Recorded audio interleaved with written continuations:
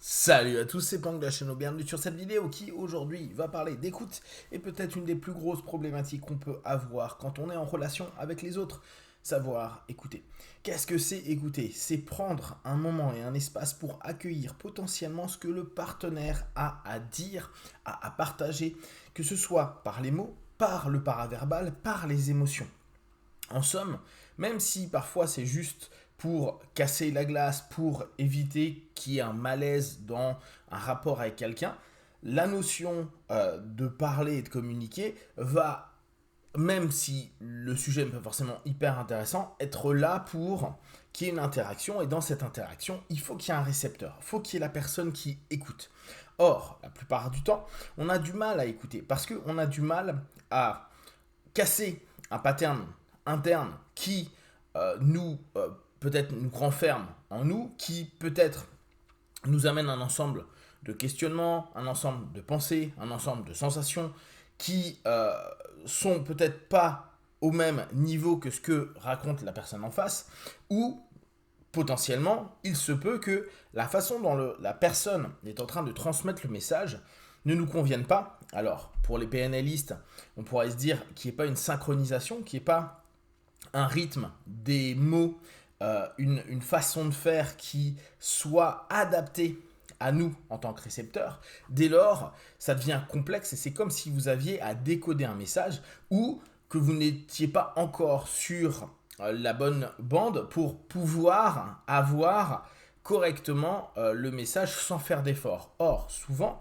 quand on est dans l'écoute, ou en tout cas quand on devrait écouter à un moment donné, cet effort-là, si on n'a pas quelque chose qui nous stimule pour l'avoir, c'est-à-dire peut-être une réponse à une question, quelque chose qui nous intéresse, ou en tout cas qui va créer à l'intérieur de nous une stimulation, on n'arrive pas nécessairement à faire cet effort, même si la personne on l'apprécie, même si la situation devrait nous ouvrir à cela, il suffit qu'on ait eu différentes problématiques dans la journée, voire même quelques minutes avant avoir lu un message ou quelque chose qui nous entraîne dans un processus de réflexion où là, il est difficile de se centrer sur la personne qui émet le message et dès lors, on est fermé à l'écoute.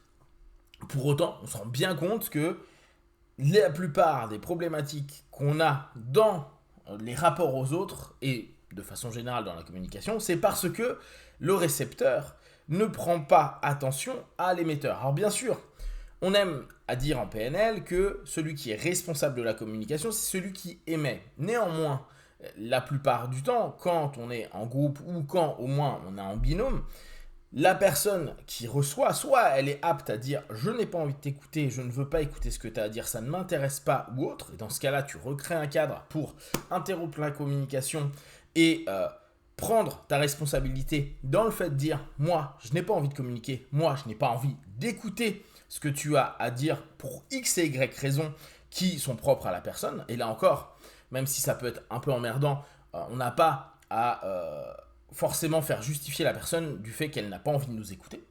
Et à un moment donné, cette notion, si on ne la met pas en avant, dire je ne suis pas prêt à être dans une communication, et ça peut être étonnant, c'est-à-dire que deux personnes ou plusieurs personnes veulent se voir et se dire à un moment donné, pendant qu'il y a le début du rapport, c'est-à-dire les débuts des interactions non verbales, paraverbales, tout ce qu'il va y avoir à un moment donné entre ces personnes-là, il peut y avoir quelque chose, un ressenti, quelque chose de complètement subjectif, voire parfois d'un peu plus objectif. Il suffit que quelqu'un soit hyper de mauvaise humeur ou quelqu'un qui soit super négatif et que nous on n'est pas dans cet état d'esprit, etc. etc.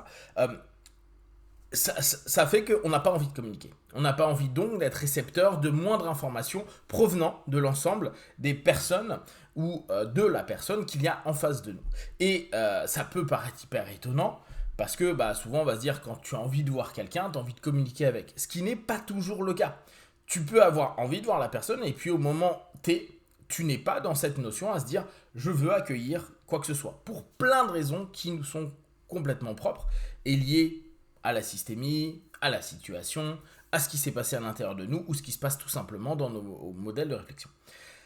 Accueillir l'écoute, d'être prêt à écouter, donc va être énergivore. Ça, on a déjà parlé et je trouve que en process com, c'est assez chouette cette notion de base et de phase, de se dire, effectivement, je peux écouter tout le monde, seulement tout le monde ne va pas correspondre à la façon que j'aime d'expression ou tout simplement des sujets qui m'intéressent, et ce qui fait que ma capacité en écoute va diminuer, jusqu'à un moment être dans un point de rupture, ce que eux nomment la mécommunication, avec une inaptitude à capter, comprendre, partager, mémoriser ce qui a été dit 2 secondes avant, un nom, un prénom, une situation, et c'est là où souvent, nous on rentre dans des transes, en tant qu'écouteur, et là on n'est plus du tout en écoute, et on est dissocié et on se fout royalement de ce que raconte la personne, voire même il nous gêne dans notre transe intérieure avec nos autosuggestions, nos réflexions, etc. etc. Se décider à écouter, c'est peut-être là où c'est intéressant à s'interroger, c'est se dire, ok, pourquoi je vais écouter ? Qu'est-ce qui fait que je vais prendre du temps à un moment donné ? Dans quelle situation ? Ou avec qui ? Et surtout, est-ce qu'à cet instant T, je suis apte à se dire à un moment donné, bon, peut-être que je n'ai pas envie d'écouter. Et être capable de le communiquer, et ce coup-ci d'être l'émetteur. Bien sûr que ça fait du froid, bien sûr que ça risque de mettre à mal des relations, bien sûr qu'il y a des gens qui ne comprendront pas le fait que vous n'ayez pas envie d'écouter. Parce que pour eux, à partir du moment où on aime bien quelqu'un, on doit pouvoir l'écouter. Sauf que la plupart du temps, ça je peux pas savoir pour vous, mais il arrive assez souvent que on est plus dans entendre l'autre que l'écouter. D'ailleurs, regardez le peu de fois où ça rebondit sur ce que la personne dit. La plupart du temps, ça rebondit sur ce que nous, qui étions en écoute, avons capté, ce que ça a un peu stimulé ou pas du tout, et on relance un sujet où on parle de nous. Donc, c'est pas l'autre qui nous intéresse, on n'est pas dans un rapport questionnosophique où on va vraiment interroger la personne, bien que là encore, dans l'écoute, il y a la capacité à rebondir, alors rebondir verbalement ou non verbalement, et il arrive assez souvent que beaucoup de personnes attendent simplement qu'on soit présent, mais pas forcément en attente, en écoute active, en attente d'écoute active. Ils veulent juste qu'on soit un réceptacle d'un dépôt de contenu, et dès lors, l'écoute active, l'écoute avec attention, avec capacité à rebondir, ne les intéresse pas. Ils veulent lancer leur flot d'informations, avoir un récepteur, mais pas un récepteur actif, juste un récepteur de dépôt de contenu. Et à ce moment-là, d'une part, on peut ne pas être intéressé. D'autre part, on peut être complètement ouvert à l'écoute et se dire, mais en fait, il en a rien à foutre de mon écoute, il attend juste que je sois présent, qu'importe que je sois dans ma transe, que je sois dissocié, que je pense à autre chose. Ce que la personne veut juste, c'est balancer des choses. Et là encore, responsabilité potentielle, ou en tout cas on peut s'interroger dessus, sur celui qui en écoute, de dire, mais si ça ne t'intéresse pas, mes questions, ou si tu ne veux pas, en fait ma présence, elle est interchangeable avec X, Y ou n'importe quelle personne, pourquoi moi, à ce moment-là ? Peut-être souvent, simplement parce qu'on est la personne disponible, la personne sur laquelle la personne peut balancer toute son information, mais qui ne veut pas du tout d'interaction dans cette notion-là, hormis pour certains, ça dépend le rapport émotionnel, parfois de la plainte, de la complaisance, etc. Pas du tout un dialogue, une discussion, une communication qui permettrait quelque chose peut-être de progressif, qui permettrait de progresser dans la réflexion, peut-être même dans l'émotion vécue par la personne. Et dès lors, nous, en écoute, on se retrouve à être vraiment perdu parce que on nous demande pas grand-chose. Peut-être qu'on est dans un état justement de vraie écoute proactive, réactive, ça va dépendre. Et au bout du compte, on s'en tape.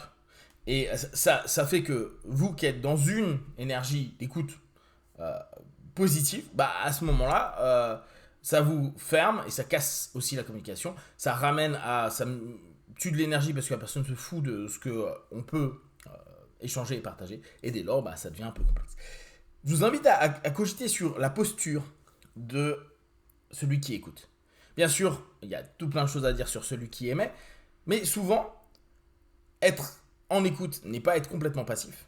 Oser émettre quelque chose, une réflexion, un cadrage, pour dire non, j'ai pas envie de t'écouter, ou je suis pas là juste pour être passif et à recevoir ton info et à faire oh mon pauvre, ma pauvre, etc. etc.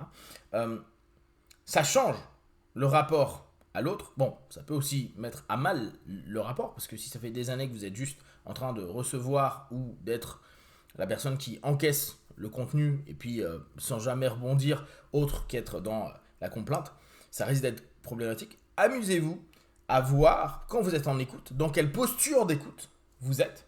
Actif, passif, associé, dissocié. Est-ce que vous êtes en expression? Est-ce que vous êtes en retour? Est-ce que vous êtes capable de recadrer ce que vous attendez de la communication et de votre posture d'écoute par rapport à quelqu'un qui a besoin d'émettre, besoin de communiquer à cet instant-là? Si vous avez des questions, des remarques, partagez sur Facebook, YouTube, je répondrai le plus rapidement possible. Comme d'habitude, de tout ce que je propose, ne prenez que ce qui est bon juste pour vous. Testez, observez, analysez et concluez. Be one. Ciao.